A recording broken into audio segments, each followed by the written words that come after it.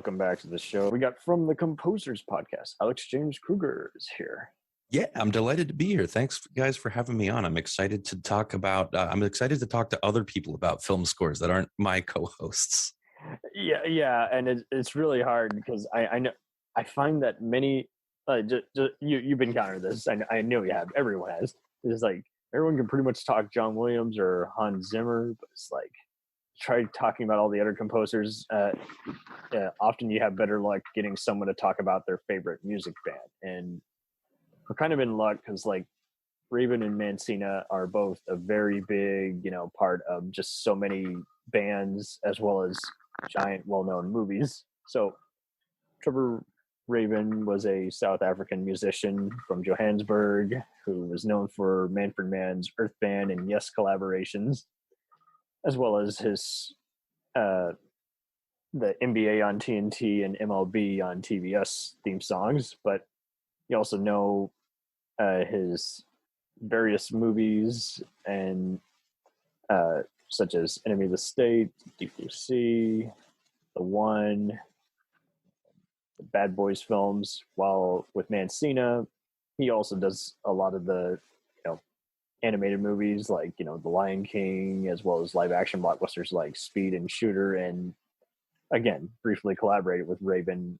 on the score for Con Air and brief 90s resurgence for Yes when they worked under a different band name. So I'll just kind of circle around how you guys got into fighter and genius talent. So Alex, you're the first timer. When did you, or were you already, I know you're really big into all kinds of bands, but like when did you kind of put two and two together that like these are such huge faces that been part of so many beloved music groups, and now they're putting their talent on the big screen dramas that you're watching? I was not familiar with either of these gentlemen as musicians.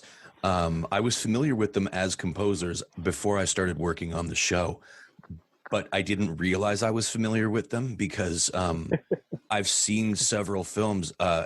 Particularly, I'm an elder millennial, so like I did a lot of movie watching in the 1990s. Boy, were these guys just everywhere in the 90s, and at least as far as my viewing experience of them. So when I found out, when I started doing the show with Aaron and Jay, oddly enough, we've only done one movie by each of these guys, and I think I understand why. And it's kind of related to your question, so I'm tying kind of a long tail on this kite. And I apologize. It's fine. But, this is fun. Is telling the story. But yeah, like I think that's the thing for me is like I as you mentioned, I'm a musician. I'm a music guy first. I'm like a singer songwriter and whatever. So like my interest in music, while I grew up with classical music and orchestral music and stuff like that, it's always been, rock, blues, jazz, that kind of stuff for me. And later on, electronic stuff. And that's where I was like, ooh, I like this a whole lot, particularly Trevor Rabin. I was like, when I was watching, Gone in 60 Seconds in 2000 or whenever it came out, I was like, this is cool. This sounds like Don Davis's stuff in The Matrix or whatever. Like, actually, more to the point, it sounds like the Matrix soundtrack. This is neat. And then when Cam reached out to me to be on this show, I looked into it a little bit further because I had remembered vaguely Mancina's connection, Rabin's connection to Yes, and then Mancina's connection to Rabin. And I was like, I remember talking about this on the one episode we did on each of these guys. And so I spent my afternoon reading about it, and man, Rabin just kept saying yes to Yes, huh? So that surprised me because it wasn't that era of music, oddly enough, is not that familiar to me. I kind of missed out on a lot of the big stuff that happened in the 80s, partly by virtue of having been born in the early 80s, but also my father, who's a musician that turned me on to most of the music I'm into, got out of music in the 80s, so he missed it too. So we kind of it just was never like, Yes. So true. Like that, like that when you prog stop stuff. following it, you really are done. And exactly. It's tough to even kind of find inspiration and kind of want to come back and do that. So yeah, that's cool that you had, again, someone who's exiting it and giving you, blessing and his advice. Just Mhm. while you're just entering it, you like try and make it stop. Tough line to do. John, how about yourself? Well, just like Alex, I wasn't actually familiar with either Rabin being in Yes, because I didn't know that until years later. Yeah, it was like the '96 album where they didn't use the name, but I listened to that a lot post college. That particular album, and they were just one of those. Also, just like I'm really surprised they don't have like credit, but like what they do have in common is just kind of similar kind of taste. Like their acoustic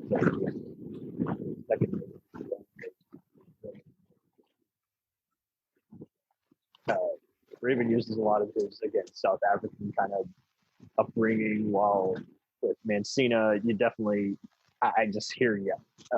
If I don't hear yes, then I definitely hear just Tension is like his middle name. So, I mean, everyone's seen him without realizing they've seen him. So, this is like. Yeah, that was definitely the impression I got from them, was like, oh, this is what it's like when you see one of those actors where you're like, oh, it's that fucking guy again.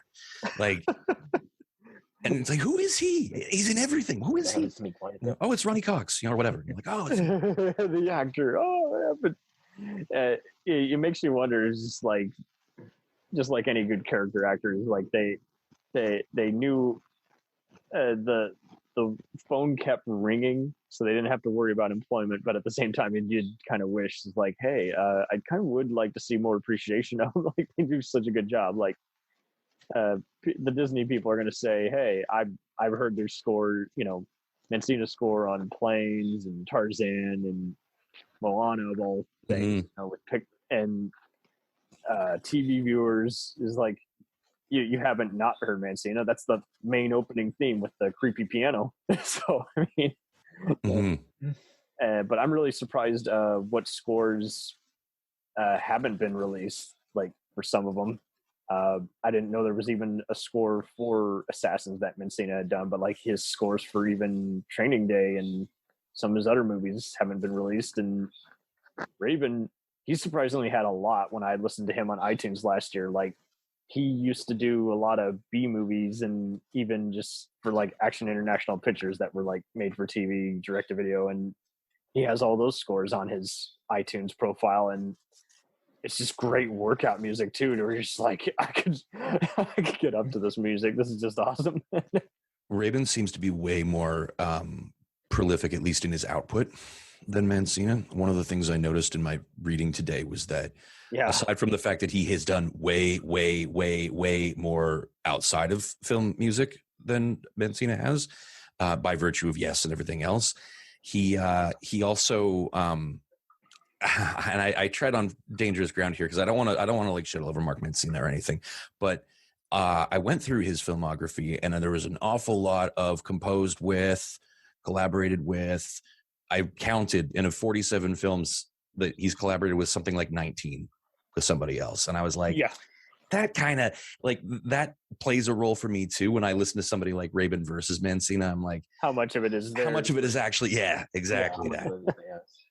And that's fine. And we're all about breaking this apart, and our friend podcast, Months Inside the Movies, they do the same thing. It's like, we like this actor, but are they a great actor, versus exactly entertaining or likable, but not the most range or not the best choices after this era. And so, I'm with you. It's like there were some Mancina scores for like certain movies where it's like that plays better in the actual movie than in the actual score. I was fortunate enough to, when I was hustling on eBay about a year and a half ago, I found some exclusive extended scores for the Speed films and Money Train, and I picked those up, and I was just like, that was worthwhile. I'm not even crazy about one of those movies, but now I want to rewatch it again and see where it is in the score. I mean, and like you say, Rabin's been around for so long. He's done some of the best and worst movies by, Rennie Harlan, and he's also done some other ones that,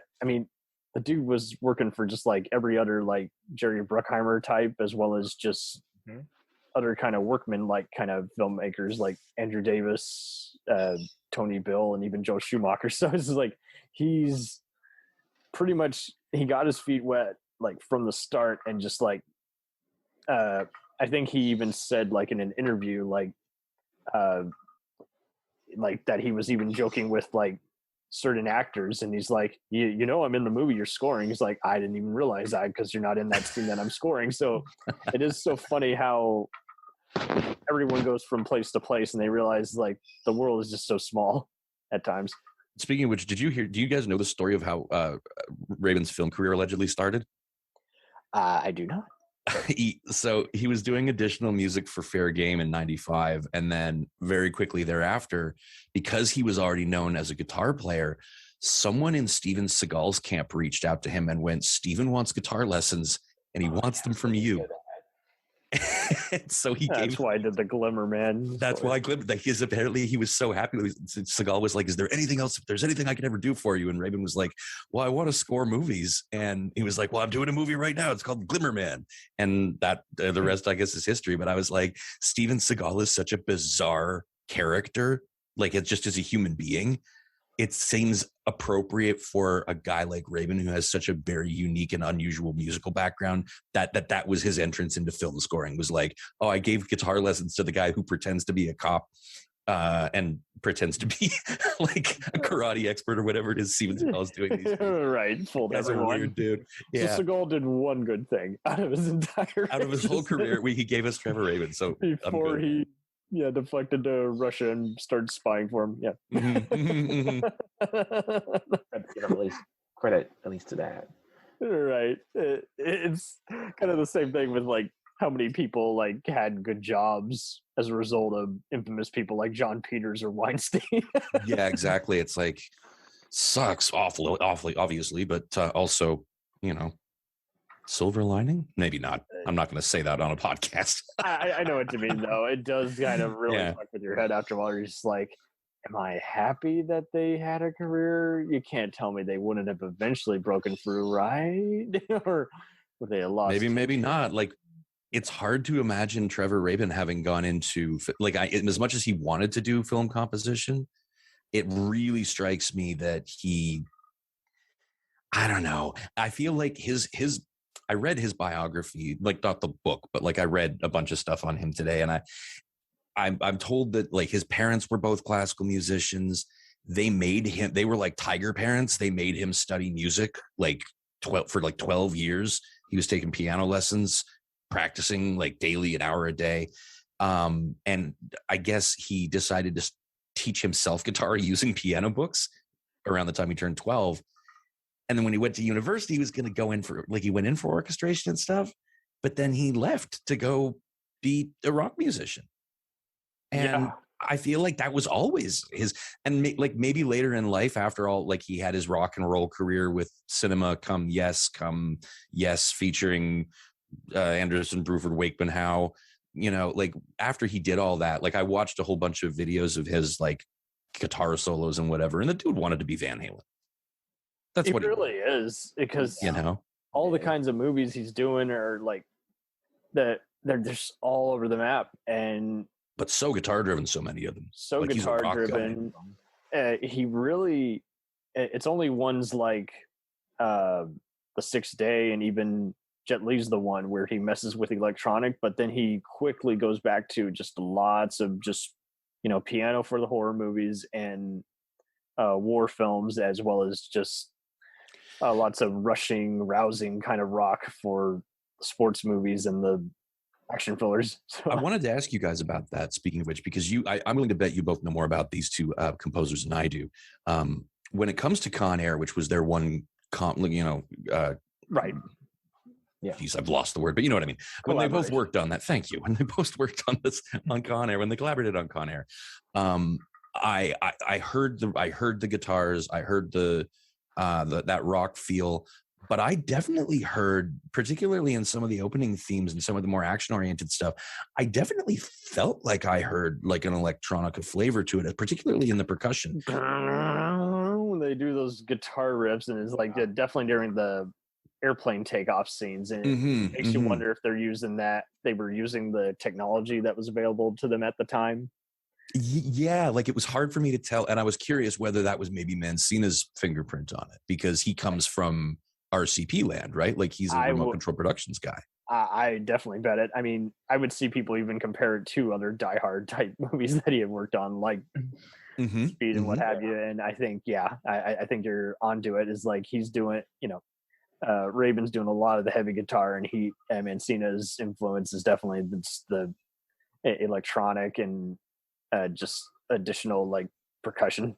Yeah, that percussion is there. Like I liked a lot of what Mancina was doing. Like I said, I listened to some of it today, and leaving aside stuff like Tarzan and Moana, which I don't think they feel like outliers to me, particularly because they were done with like Lin-Manuel and Phil Collins and whatever. But so I went back to like Twister and Bad Boys, right?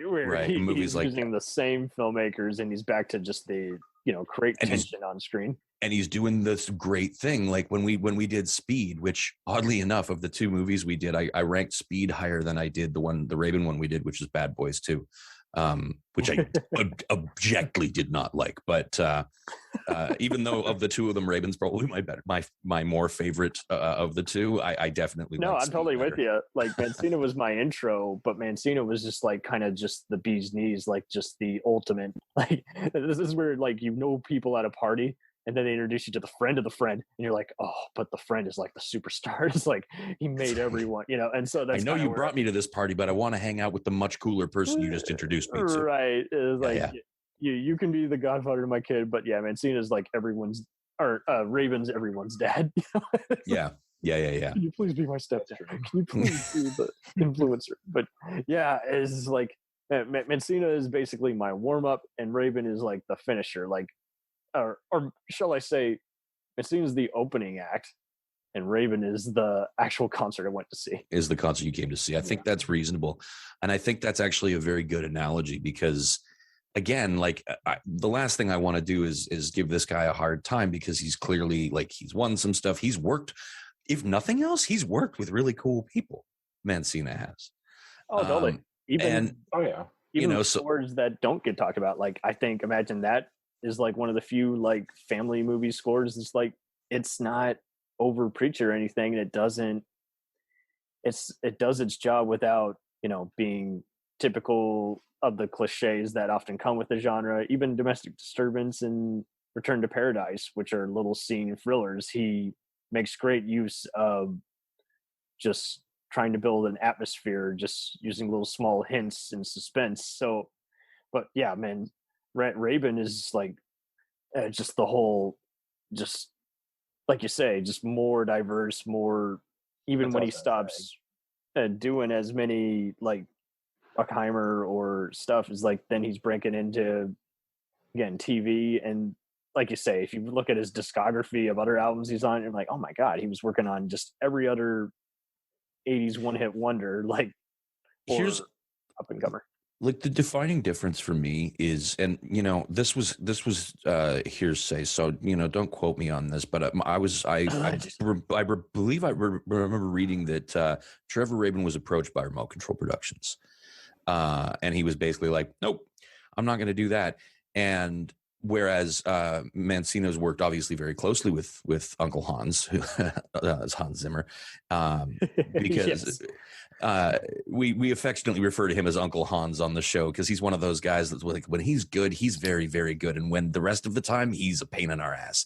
But that's I agree with that. Well, yeah, because so I wonder, he's earned his keep. Now he doesn't have. No, he's fine. I don't have a problem with Hans Zimmer. He's an easy target because he's such an eccentric weirdo, and he says all that bizarre shit, like talking about, I do all my film scores in the bath, and it's like, okay, Hans, and you see. I didn't know that, actually. Oh yeah. He has a whole laundry list of these like weird quotable quotes. He's like, the only thing I think about in the bath is the notes I'm writing, and like it's like he's writing like quotes to put on a calendar. He's a weird dude. But anyway, you can see his fingerprints on Mancina's work, particularly in the percussive sections. And I wonder, because Mancina's career trajectory was, he came out, he did a ton of movies by himself.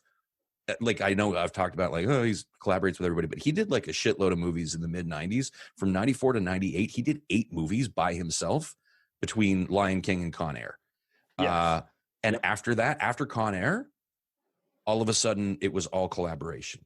There was collaboration before that. Like, he got his feet wet with Uncle Hans and doing the Lion King and stuff. And then after that, it was all collaboration almost exclusively. And I wonder whether that was Hans Zimmer going, because a lot of the people he collaborated with later were like Disney people and whatever. So I wonder if Hans was like, you know what you should do is you should collaborate with people, because we gave you a shot and the best stuff you came out with was the stuff that you did with other people. And sometimes that works, and it's not a castigation. Sometimes it's just easier and better to collaborate. I definitely got that feel, and I definitely feel like they got all these, Hollywood pictures, Jerry Bruckheimer, and other Disney contacts, just because, I think Zimmer opened the door for him, definitely. And I mean, like you say, it's easy to kind of make fun of how he reuses scores by this time. Like, everything is a variation on Inception or Pirates now. But at the same time, he's made such a big impact. He's kind of immortal. It's like, even if he were to do something stupid the next day. So it's like, but I had seen that. That's kind of where I kind of knew Mancina a bit from, aside from obviously his early 90s work. And then it was like, his name was often in the same foot. Like, he just always had a giant reference from Zimmer. So it was just like, oh yeah. And from what I understand, like early in the days of my podcast, we interviewed sort of an independent composer who had interned at Remote Control Productions and had talked a little bit about Hans Zimmer's reach. He is the living rock star now, right? Like, John Williams is the old man on the hill, right? He's the guy. He's the wise old man that everybody goes, oh, that's him. He started it all, which of course is not true, but he might as well have, because he's 176 years old. And Hans is like comparatively like the young hotshot, right? Like, he's the guy. He's got his whole crew working for him now. He's got his merry band of ghostwriters, because unfortunately he has this big problem where he doesn't give people credit for things unless they're Mark Mancina, oddly enough, according to Mark Mancina anyway. That was the other part that I was kind of like, buddy, are you being completely fair here? Because it was like, oh, if you go on his website, he's like, well, he won a Grammy for Brother Bear. And I'm like, he won a Grammy for Brother Bear with Phil Collins, or not Brother Bear, Tarzan. It's like, he won a Grammy with Phil Collins. He won whatever he won attached to The Lion King with Hans Zimmer. He won all that shit with Moana with Lin-Manuel Miranda. Like, there's, I was kind of like, that's a bit false advertising, dude. That's like, it's like sports fans, we won. It's like, no, your sports team won. One player made the team. The fan watching at home, eating pizza and drinking beer, did not win anything. I think that's totally true, because this is like, you not only have the big personas who think they're gods, but then unfortunately, people who follow their work, they act like they're doing it all by themselves. I'm like, in some cases, possibly, but the director is not holding. It is, because it's misrepresentation, and so it's like, not. Yes, I get it. Rock bands are unusual, and so it's like, there's going to be all those people as part of the orchestra. You're only going to hear them by the name. You're not going to hear all the members of the orchestra unless it's like certain albums. But it is just like all the various makeup, lighting, or stunt people. They don't. But when it's credit, when it's literally like someone else is writing sections of the score that is accredited to you, that's where I'm like, I think I'm of two minds, because on the one hand, I'm like, good for Mark Mancina for being like, I also won all of those things for Lion King because I contributed to the score, even though it says original music composed by Hans Zimmer. It was Hans Zimmer plus this like laundry list of people. So on the one hand, I'm like, fucking hey, good for Mark Mancina for taking credit where it's due. On the other hand, I'm like, shame on you, Uncle Hans. You shouldn't do that, because he makes a big deal out of wanting to give people credit, and then he pulls stuff like that, and I'm like, it takes a village, big guy. Like, the Mark Mancinas of the world deserve their time in the sun too. So if they got to take it for themselves, now I'm talking myself out of being pissed at Mark Mancina for this. It seems like a lot of people do that. Like you see, I mean, that was even the case with Speed, where Graham Yost and Josh Whedon argued who contributed more. Is like Whedon did the dialogue while Yost wrote the thing. So it's just like, who do you give more credit to? And it's like, it's just so hard because it's like, I think everyone, I don't want to say they're victims, but they kind of just do this shit just because like they're really loving what they're doing and they don't really care. They don't think about how residuals work until after the fact. But yeah, then it gets even more annoying because, like you say, the platform they're in is just bizarre. Like everyone is against the clock, and you hear all these stories years later about, there are differentiations for the theatrical cut and this cut. So and so is no longer credited on future versions of this airing because of this or that legal issue. And it's like it just amazes one how even with all the money in the world, there's still mistakes made, and everyone has to spend more after the fact. Yeah, see, because the opposite of that is something like The Shining, right? Which was Wendy Carlos and Rachel Elkind, even though it wasn't, because very famously, all of their work got thrown out, almost all of it. And yet they were still credited. And when you are credited by goddamn Stanley Kubrick, who is not known for being the nicest man in the history of film. Yeah. He cut all their music and he still credited them. Hans Zimmer used all their music and didn't say anything. That's not fair. Yeah. When you are being unfavorably compared to that director, like again, and I'm not even saying I get it. that about Hans Zimmer. It's just I'm like, annoyed by the Writers Guild how they don't want to credit like 10 people. I'm like, if a bunch of people made different collaborations, they should be credited as more than just a producer. And it's just like, you rewrote the dialogue. Guess what? That's all being said. Oh, no, it doesn't have anything to do with the story, so we can't credit you. I'm like, exactly. Anyone can write so-and-so runs away from an exploding house. It's just, don't believe me? Credit where it's due. Yeah, credit where it's due. Of course, at the same time, you're gonna get that one guy that like showed up on the last day, like that dude in your class project that shows up on the last day. He's like, oh, I made the title page. And he gets the same grade as everybody else. Like, that's not fair either. But I would rather that happen every once in a while than have it all the credit go to this one God King who is apparently could do no wrong. Right. He's the leader, therefore he's the first one who gets credited and always gets credited versus the other three who more actually gave the group the A+ effort. But it's unfortunately just very common, and like you say, it does sicken one knowing about all this. And it's kind of like when you even are predicting like what movies are going to be a hit or not a hit, you see some of it is influenced by like some of the corporate guys kind of asking their buddies in journalism to do a piece for them, and other times it's like, well, do you guys want this giant project to be a hit or not, or do you want it to secretly fail so you don't have to do this or that business venture? It's sneaky. When it gets to sneaky office politics, it is just very annoying because some of it is just plain as day as legit politics. You're just like, I can totally tell who these friends are always hanging out with each other, connect the dots. Sure. And there's some degree of nepotism that exists in any music, right? Like, my son's in the band, therefore he's going to be a composer. Yeah, my son and his band Group Love. Apparently, that's Trevor Rabin's kid is in a band. That would make sense to me because we haven't talked so much about their talents because it's like because like you say, they have an identity with their score, and yet at the same time, it is tough to kind of pick out all the pieces because they have done just so many collaborations. I was fortunate enough to listen to his album that you can even see listed on his Wikipedia, which is 90124, which is basically just a lot of on-release stuff from Yes that he compiled. Oh yeah, that was the original lineup from his time with Yes, right?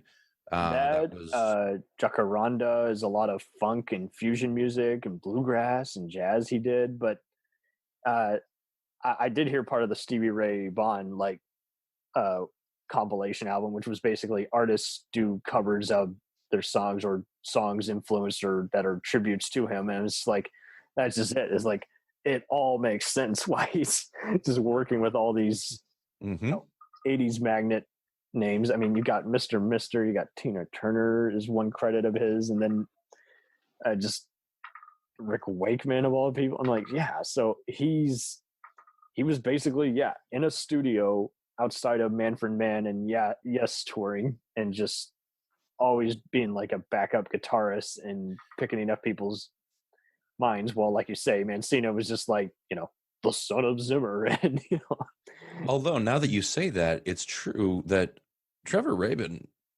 collaborated with just as many people as Mark Mancina. He just did it outside of film composition. He just did it in like, sort of mainstream music. I think that's why he got along with everyone. He's just, because you're looking at the movies, just like, there's a bunch of movies we all love to rewatch, and there's a bunch of other movies like, maybe not my jam, but I'm sure he did a good job on it. So it's just like, and kind of after the 90s end and just doing some TV work, kind of just fades into just going back to Disney once in a while. So it's weird. It just makes you wonder. Dropped off a lot. Dropped off a lot. Like, why wouldn't I thought he died? I had to double check the Wikipedia. I was like, what happened? To be fair, I thought the same thing. Yeah, and there were just so many movies. You're like, that was a mega hit. Why did they not promote that album? Was it just one of those? He's like, because I do realize that the artist has to make as big an effort, to promote and get the right materials, remastering the album, and sometimes that's, they got to spend some money on that in it for any fees that the studio might not want to cover. And I guess he just said, screw it. I'm not giving away my money. If you love me, you love me. It's going to be a while before I release any extended scores to, Con Air or Bad Boys, or even The Lion King. And is there a score for Twister? Because I don't think I have ever heard the score isolated from it. I listened to the score for Twister today. It is a lot. In like, there's it is the. I'll be honest with you. We talk about the Zimmer effect. Boy, that was a Hans Twister, man. It was a lot. There was all the big low bois, kind of not the bois exactly, like not the Batman bois, but like that big wall of sound feel that Zimmer does with all of his percussion. Because initially I was like, oh, this has some subtlety, this has some depth, this is well, there it is. And I was like, oh, here comes RCP. And I kind of skipped through. I didn't listen to the whole thing end to end. I skipped through, and I was like, consistently, I was just like, oh, there it is again and again and again. And that's in the love scene. Like, it was very strange to listen to, but it very much felt like, again, it's like it was a Bruckheimer score in a non-Bruckheimer production. Because it just felt like another RCP score. RCP. It was fine for what it was. Right? Like, they don't do bad things necessarily. I mean, you can make the argument, but I won't. I think they make music for movies. No, that's so true. Because other than Speed, like the most part, he just goes back to basically using kind of stuff that's just basically based on his mentor Zimmer, and he's done some indie movies and other stuff that in video games. I'm like, I definitely saw the cover for that. I just never, Yeah, didn't he do Modern Warfare or something like that? I thought I saw. Yeah. I definitely remember his Warfare score, but again, Zimmer contributed. Everybody. And doesn't that make sense? Like, of course, because that's exactly what. Now, I will say, I remember seeing. Bright Eye. Yeah, I will say, Training Day was one of those movies where that worked, because like. That whole, and I think that's why he did so well in the 90s, because that whole feel of what he was doing, Twister and Con Air and Training Day, which I know is like 2000 or 2001 or whatever, but like that sort of mid 90s through to the early 2000s era, post grunge, pre emo, basically. Right. That is where he lived and breathed. And I think it's because they were making movies that fit that music at the time. It's so true. And that is definitely a good point, because like that in the Money Train score is like he's using variations of his Speed score, and then he's doing kind of like for like the climactic, dramatic Pulse, you definitely get the Zimmer kind of feel, like where the trumpets ratchet up, and villains revealing their modus operandi and all that. But yeah, very, very strangely enough, of all the collaborations Mancina has done with Fuqua, his if you want to find this soundtracks to Bait or Training Day, it's just the rap and R&B songs that are in the credits or exclusively for the album.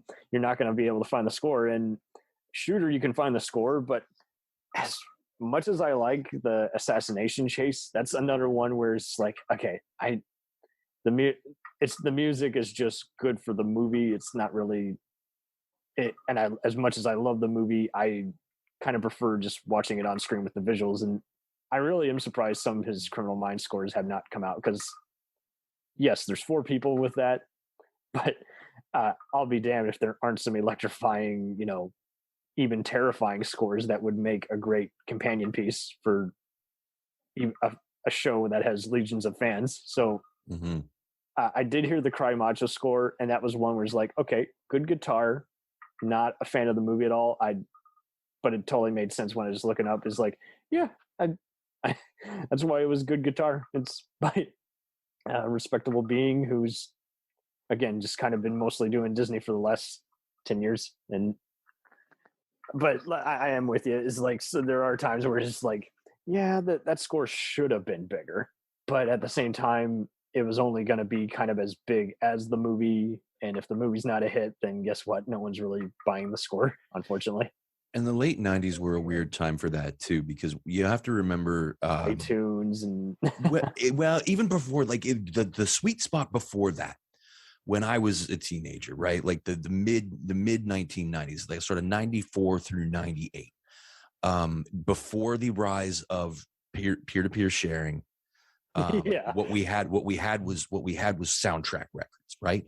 We had CDs. I was a big CD guy, but CDs, but like specifically, we had compilation albums. We had the up here in Canada, we had the Big Shiny Tunes collections and the Frosh collections, and it was just like pop music. It was like top, alt rock, whatever. They had ones for like dance music and rap and stuff like that. And it was just, here's this song by this band and this song by this band and this song by this band. And so at that time and into the early 2000s, one of the things we've discovered on our show is that there was a fuckload of movies that just basically didn't bother with a score. Or if they did, they hired a guy like Mark Mancina to show up and do basically underscoring, because the star of the show was whatever shitty band was popular that week. Because that happened too, because that was the dawn of we're going to write this song to go over the credits. And all of a sudden you have Chad Krueger and goddamn Josie Scott singing about heroes on a building somewhere. And it's the biggest song of the year because it was in Spider-Man. So the whole thing changed. And I watched, retrospectively, Warner Brothers buys a bunch, Sony buys a bunch. It's exactly. Like every company is merged now. And that's how bands get big, right? That's how bands make their singles. There were so many crappy bands in like the late 1990s. The and movie early 2000s. Really do date some of these movies we all grew up loving that are like immortal, and you're like, ooh, that's one part. Thank God for the fast forward button. And then you're like goddamn Saliva over the credits or something, and you're like, what is happening? I forgot this band existed. Yeah, and for Saliva is silly for just like escapism metal, but I think even they knew it was like they were hot for a minute, but had no place in like a movie soundtrack. It's like, I can't remember what horror movie, because horror was the worst for it, right? Because the horror movie would have I think I heard Click, Click, Boom the first time over some shitty, like, it might even have been like a WWE movie or Theater Between Ghosts or some bullshit. And some horrible, like, because not even Blumhouse fucks with that stuff, right? Like, it's... Yeah, you're not going to hear... And that's just it. It's like, there's even times where it's like some of these bands we don't mind, but it's like, again, like you say, they're not theatrical, and this is where we get even, all the cinema buffs of the classic era versus the 90s and 2000s, getting into confliction. I even see people still arguing more about film versus digital. I'm like, either of them can work. It's a matter of, can you make it work? And the same thing there is like, you're hearing all these Linkin Park and even bands that are pretty beloved, like Nine Inch Nails and Mm-hmm. even Tupac songs, and you're just like, but it has nothing to do with the movie. It was there just to sell the damn thing. and That was Suicide Squad right there. Suicide Squad.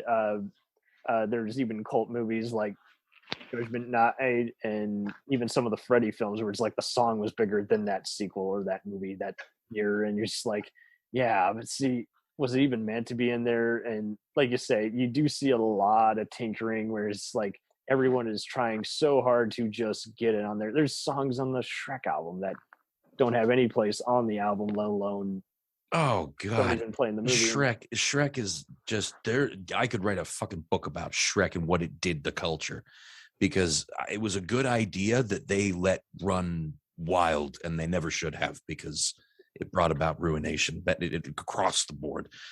That Yeah, we awful do was it this all the Smash time. Mouth that covered the monkeys? Oh, Yeah. Right. We do this all the time when we talk about an HBO show, because like in the Difficult Man in Dangerous Situations book, they talk about just all the off-color, executives that were basically the Scott Rudins, of the world. Some of them were kind of cool, like Joel Silver, where they were intense, but were both movie people and businessmen.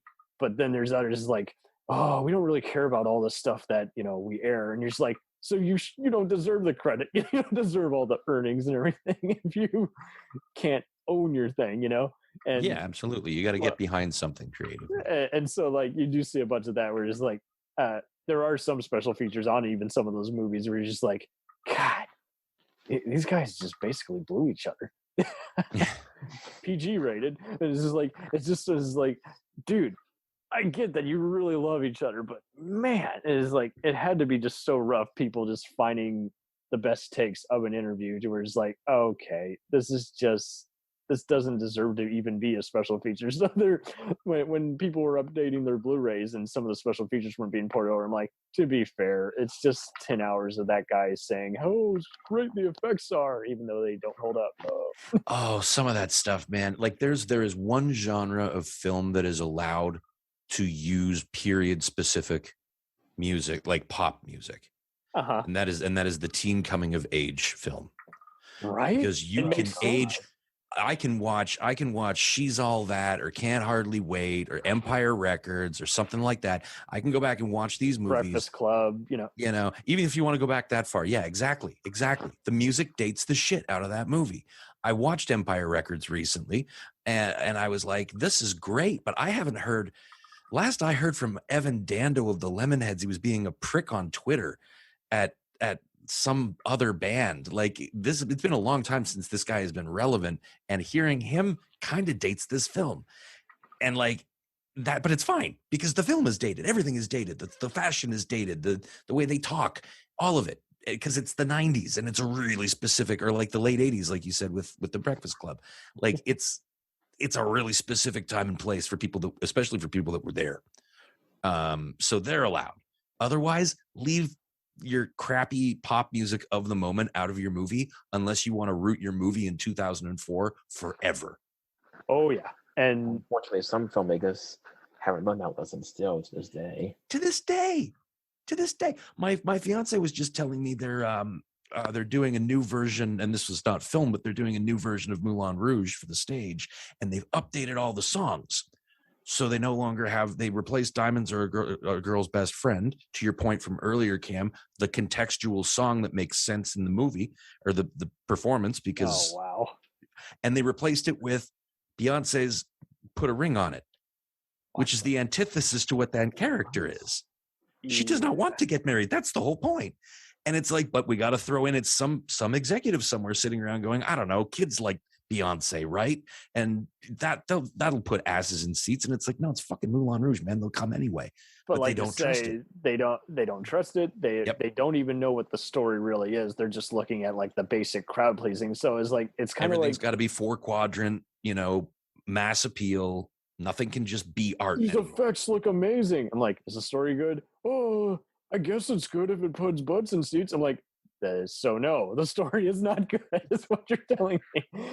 And what I think that's why Pixar just kept up its respect, is like, we want to find a composer who is going to work with us heavily on the story and bring in someone, as opposed to pull an Avatar or, like you say, a DreamWorks, where it's just like, we get whoever's hot now and we're going to do more promoting of the song on the radio and then be so mad that the movie bombed or was derivative of the, our competitors. And so, yeah, but I've even noticed that with even music videos, half the time the video, obviously you're supposed to take creative license. It's like, it may not exactly line up, but like there are other times where it's like, yeah, no, really, this video contradicts everything you're singing about. Like I had a guy who was watching all kinds of rock and country, no longer friends with him, but he just had like just nonstop like videos, playlists while he was doing chores and everything. And I think there was like a Casey Musgraves like song that was coming up, and it was like, it basically, the whole thing is like an parallel for a metaphor for get on your high horse and ride on out. And oh yeah, that song. Yeah, so you've seen that one. It's like, so she's leaving the bar when technically she's singing about the other guys, how they should get out of her life and out of the bar. Like, so why does she have to leave? Why is she the person who loses in this argument? So like, music videos are a lost art, man. They really are, because it's like, now it for a while is like they were even trying to just like, let's just be funnier. Let's have a funny comedian playing a stalker in the background. Let's have just some other just kind of just bizarre just thing. And they became skits. They became skits before YouTube was a thing. And then after a while, it's like, kind of like you say, is like when you got all the other competitors, and people changing, in charge of, programming, it just makes you wonder just how much of it is like, they're only going to go with like the first free titles that are always a ratings hit, and just everything, it must go. We got to do something else, and I'll half-ass it or hand it to other people who also don't know what to do with it. And so, like you say, it's like the more everything changes, after a while, it does kind of get just too much like mediocre, to where it's like, it's just a lost cause, and now everyone's just trying to get by.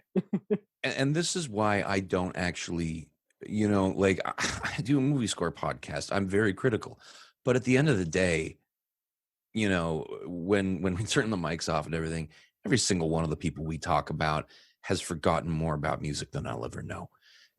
Every single one of them has done something that I have never done, nor could I do, which is score music, score a film. And I think that the fact that people like Trevor Rabin exist, who's coming from this totally weird background and going out and making Con Air with, the disciple, and then getting back together with Yes's live tours on and off again, and all these other ones, and you're like, how does he find time for anything? And I think is like, that's just it. It's like Mancina didn't make time after a while, just waited. It got made so much right off the get-go, didn't have to work. And then Rabin just kind of he wanted, I think he just loves it. Yeah, I think he just loves it. Yeah, he's a walking jukebox, basically. He wants to go around and he wants to put on a show. He gets way more from it. I mean, when I think around 2006, when he's like, I'm scoring Glory Road and Snakes on a Plane, two totally different movies in the same day. It's another funny interview. And he's just like, yeah, and I'm going to be going on tour. And when I come back, some of those people I'm on tour with are going to be joining my band. So it's just like, he's basically, I think that is it. The business came to him, while Mancina kind of had to wait for an invite. And then once he stopped getting the invites, kind of just said, fuck it, whatever, Yeah, but like I said, there's some, like, I have been a musician. Again, I'm not trying to bash it. Exactly. You burn out. Like, well, and also sometimes you just get to a point where it's like, I'm just going to do the job. I don't need to be like, at some point, and this is how I feel about RCP sometimes, is like, I rail against the dying of the light with them not getting credit and things. Maybe they don't give a shit. Maybe they're so high on the idea of working with Hans Zimmer that's payment enough, kind of, because of course they get paid.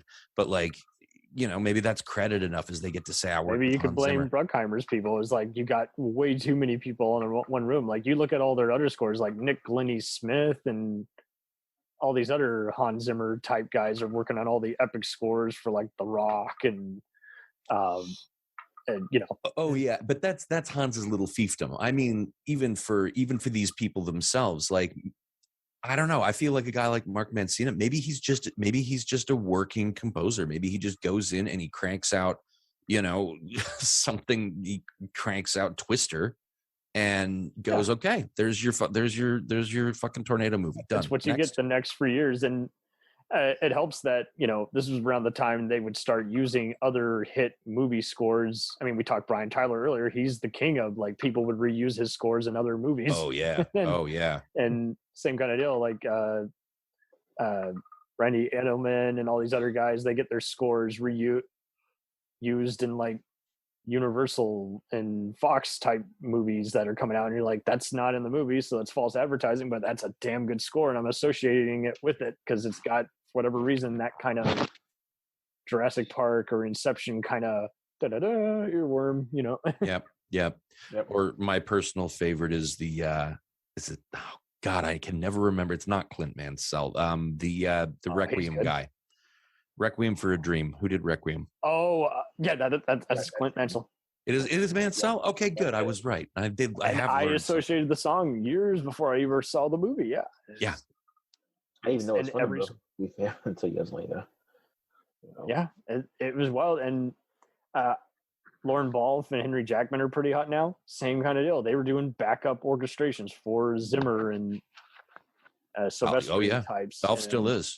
As far as I know, Balfe still is working for RCP.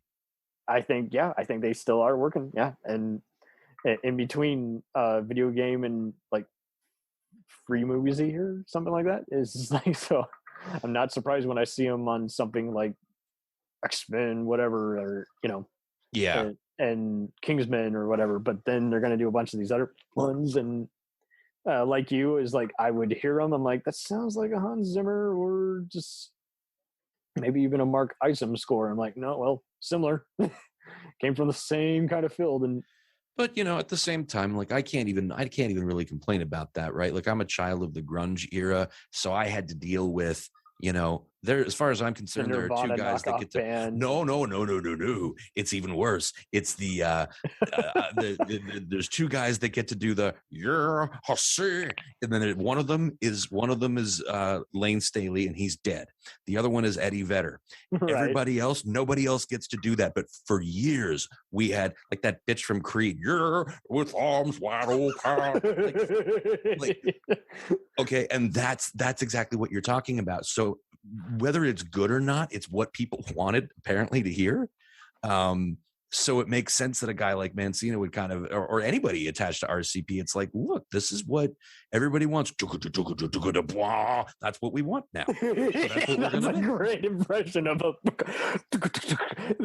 it's so weird because it's like, you even see it with TV shows, is like, okay, whatever you're doing, you gotta make that opening credits look like the credits to ER, or that score, that gritty thing. It has to look like NYPD Blue. So it's like, after a while, like you say, it's like every medium, it has to look or sound like something, and then it takes you years to realize it's a one-up on the genre, but it just looks so much like everything else that was out, visually or musically. It just sounded the same. So it's like, and it just couldn't be helped. Producers would do it either out of admiration. Like, when we did our X-Files Millennium special, expected Halloween, guys, great episode. But we talked about how in the documentary, one of the editors who worked on Millennium would often get notes, because he was working on all the other big shows at that time, like Profiler and The Pretender. He's like, the Profiler guys are coming over to him, can you make that look kind of like Millennium, although a little less grisly?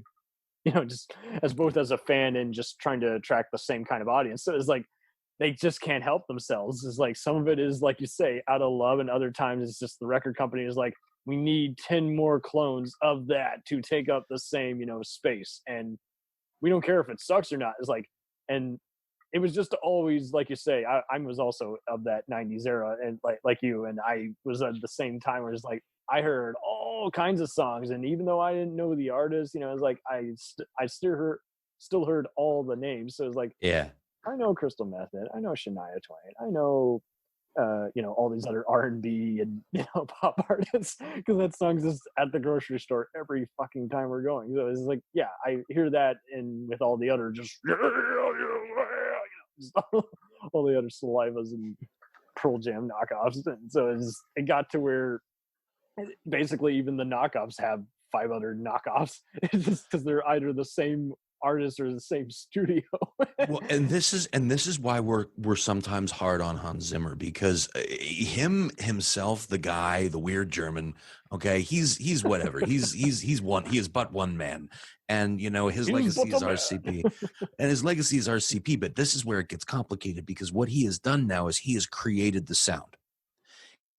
And he's done the same thing. He's created right? Like, he's created the sound, and he's set the stage now for every new composer that comes up is going to be influenced in some way by Hans Zimmer. Now, when you're influenced by John Williams, that means you're influenced by Bernard Herrmann, you're influenced by Ennio Morricone, you're influenced by a whole bunch of jazz, Even and that's Rabin all good. Yeah, but if you're influenced by Hans Zimmer, you're influenced by a bunch of people who were working for scale. Oh yes. Right. So, and now he's set the stage for culture now to a certain degree, because he is the shit. And so people want to sound like him, and people want stuff to sound. The number of times that I will go and watch videos of, literally any movie, I don't even have to name one, any movie that was not scored by Hans Zimmer, there will be more than 0 people in the comments going, this would have been better done by Hans Zimmer. And it doesn't matter what it was. And it doesn't matter Casablanca. Like, people will go, Zimmer would have done it better. We called them the Zimbies on our show, because that's what they want. And that's all they want, because that's all they've gotten for a while now. And want everything to be different. And yet at the same time, they don't know what else they like. And like you say, you don't know how much of that is just their lack of imagination or experience with the genre versus, like you say, it's all been engineered a certain way now for the last 20, and so now this is why, like you say, we tip our hat to the guys who can stand out and keep making an impact, and we keep wanting to uncover their work and see how they evolved as artists versus, there has-beens, but it's just now they're just kind of convention stables. If they come into town and do an autograph session, that's as much fanfare as they're going to get for the last 20. And so it does stink. It really does stink, because you want everyone to be successful and keep producing work that you can admire and leave a 5-star review. But then at the same time, it's just like it does kind of make you wonder if anyone really knows what they want, other than the same things.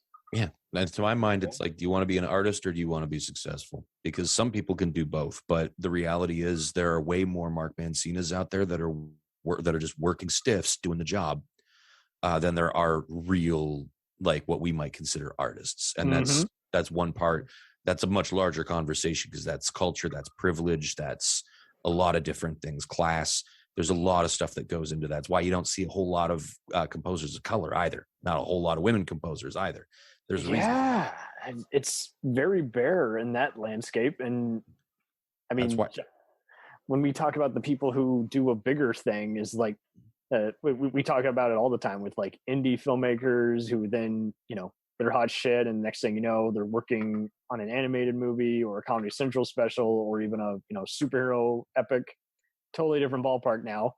It may not even pay off. It may be a step down, because it's they just, like you say, they accepted a contract which is going to lead to success, but it may just not turn out the way they want it, or it may not even be them at their best hour, or like you say, it's a mercenary job, so someone's got to do it. Yeah. God, but this has been very enlightening. This has been very cool, because like you say, is like Mancina is like hot for a minute, and then kind of just occasionally just wisely just chose, hey, if any pals are on a gig together, let's do something fun. And then, like you say, Rabin just kind of goes everywhere all the time, anytime. I don't know how he gets any sleep. Well, I have a pretty good idea of how he doesn't get any sleep. He was in Yes. Like, those guys are notorious for just like everywhere all the time, all at once. Oh man. And we actually covered Yes recently on an episode, and there's like a fan site, and it hasn't been updated since like maybe circa '04, except on occasion. And so it's like there's occasional like new touring dates and forum stuff, but it is still, it's like the font is so early 2000s. You're like, you guys, can you hire some new webmaster, or is the site's not getting any clicks and you still just have it up? Can you stop making my eyes vomit, please? Yes. GeoCities knew what it was. This one doesn't. Well, this has been very eye-opening, Alex, having you on here. Hey, it's been a pleasure, guys. I've really enjoyed the conversation. I feel bad because I don't, when I have people on my show, I'm like, I have to make sure that they have time to talk. And then I go on other people's shows and I'm like, it's my show now. So I apologize for being a little bit overbearing. We kind of just went on is like, we were talking about, anytime we can talk about the industry in addition to the artist, that's fine. You know, it's just, as long as it doesn't feel like just such a all over the place kind of rant, and a lot of rant in general. And what are you going to be talking about next on your show? I mean, because you so far have gone into a lot of just kind of the sequels and other giant franchises who just really, the more they change composers, the more they change in tone. You know? We gotta go all over the place. I'll say this: we're as of this recording, we're taking a week or two off because we've all got really a lot of stuff going on in our day jobs. Because the Composers podcast is not our day job, but we just finished off our 10th season. We divide these into seasons, so we have a little bit of time in between. So we just finished off season. You got 10 ready for the next half of the year, and then you just got to worry about the last half. You know? Yeah. So we just finished off season 10 at the beginning of May with episode 158, covering, oddly enough, Hans Zimmer's Dune, which was a good episode. It was an interesting. Oh, thank you. It was an interesting movie to cover. So when we come back, which we're going to be doing in about a week or so, we're going to be opening next season with Michael Giacchino's The Batman, this year's release, which I have yet to see. But I'm looking forward to it. I've heard good things. That one's like 3 hours long, from what I understand. It is. Oh God, that's gonna be all good. I slept all day. I got time. Well, also Mikey G is one of my favorite composers, so I'm looking forward to it. But to give you an idea, the week after we're covering 1972's Sleuth with music by John Addison. So bit of a departure, which is what we tend to do on the show. So we do that, and then we're doing a bunch of other stuff too. We've got some specials on the Patreon coming out pretty soon. You guys do good works because like there aren't too many film composer podcasts, and when they are, often they just want to like interview the composers, you know, it's a big corporate one, or like you say, they just want to stick to the basics, like here is, you know, Michael Kamen's X-Men score, here is, you know Dark Knight one. I'm like, well, what about all the other ones? Who my big thing is like they're all kind of they've all got that NPR feel, you know. Yes. Good evening. This evening we're going to be discussing John Williams for the 18th episode consecutively, and it's like, okay, like cool and stuff, and yes, God bless St. John, but at the same time, you could be talking about somebody else. You could be talking about somebody new. You could be talking about somebody very old. You could be talking about something because that's the other thing. We'll talk about stuff that's really fucking bad. And you have to, because a music makes a movie better in some way, and at the same time, like you say, it's the only positive thing you can think about, and sometimes it's just as bad as the quality of the movie. And so you don't know until you take the plunge.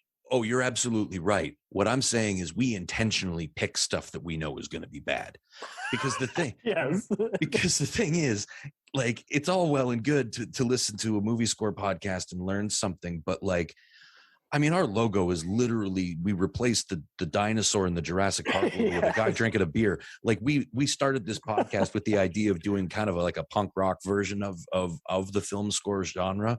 And then we kind of got accidentally better at it by virtue of doing it for this long, but not by virtue of trying, I assure you. It's just muscle memory. And we got to interview some people and stuff like that. I have a really exciting interview that I cannot talk about yet, but I am profoundly excited about it. So that will be coming hopefully soon too. And then we got a bunch of additional shows that we do. I do a one-off show called Krueger Records, where I talk to musically inclined people about their favorites albums. And then we've got Stereo Mix, which is the new show that Aaron and I are doing, where we're talking to people about gear, about musical gear. So it's a bit of a more of a sort of tech nerdy kind of a show. And then we have all of our regular specials as well.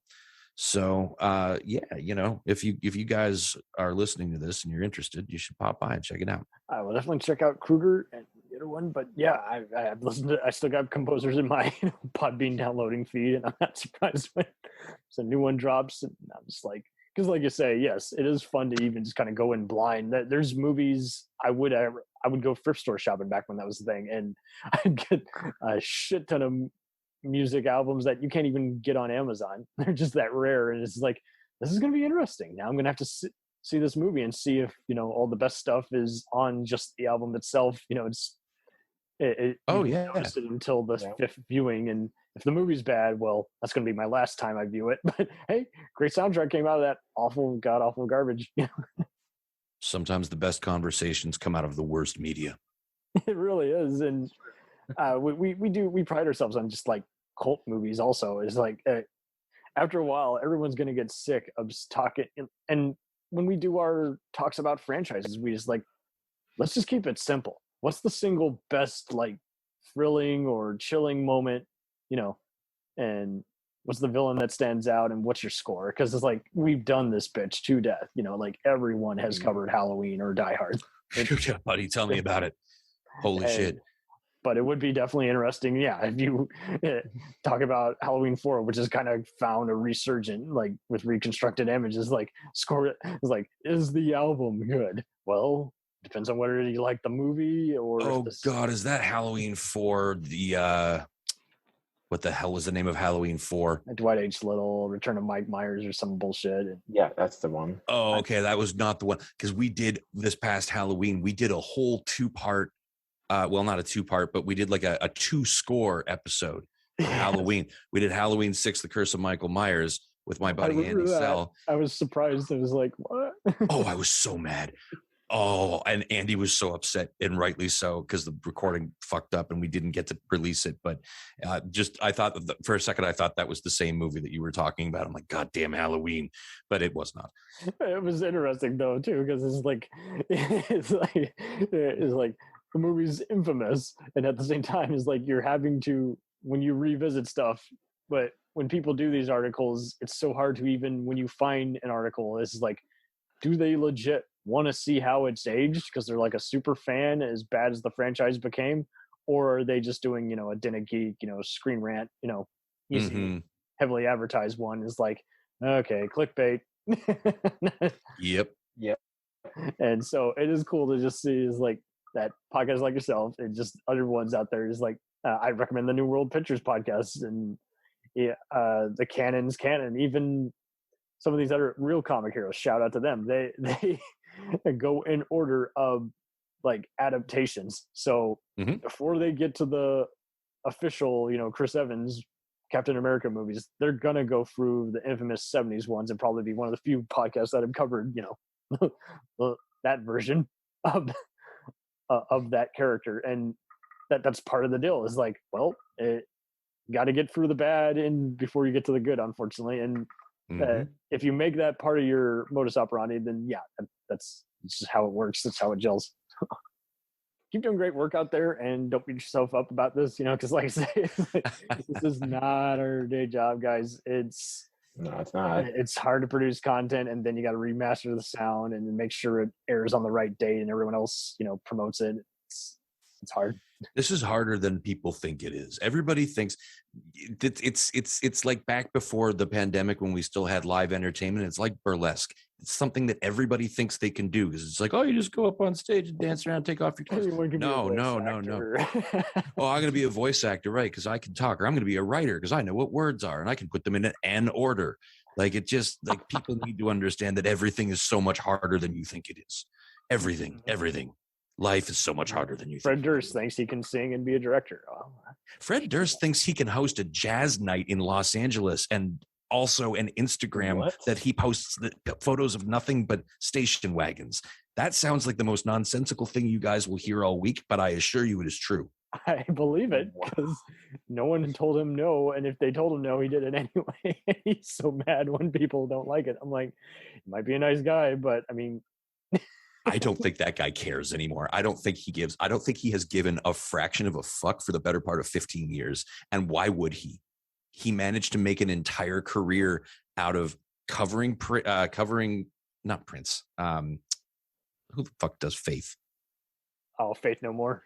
George Michael. Oh God. They made their money off of a questionable George Michael cover, and then just like nookie and breaking shit for like 15 years and red hats and a cult following. The man started a riot. People died. And now he just gets to host jazz night. Music is crazy. There was a great, I mean, we pretty much have gone navigated through so much. Do you still watch Vice News or whatever? They had a special on Woodstock 99. Oh yeah, I've seen it. Oh man, I was like, so that, and when they twisted the narrative in that last hour, like this definitely seems to be some of the venomous we see on internet trolls and January 6th. I'm like, oh yeah, and these supposedly, progressive types signed off on this because they thought everyone would eat it up. I'm like, yeah, but it's not positive. You bred negativity into the world. So the takeaway here should be, come listen to comPOSERS, the Woodstock 99 of film score podcasts. Correct. Instead of listening to shit that you hate on the radio, like listen to people who are gonna dissect what we love and hate. Thank you ever so much again. This was total delight. Thank you very much, gentlemen.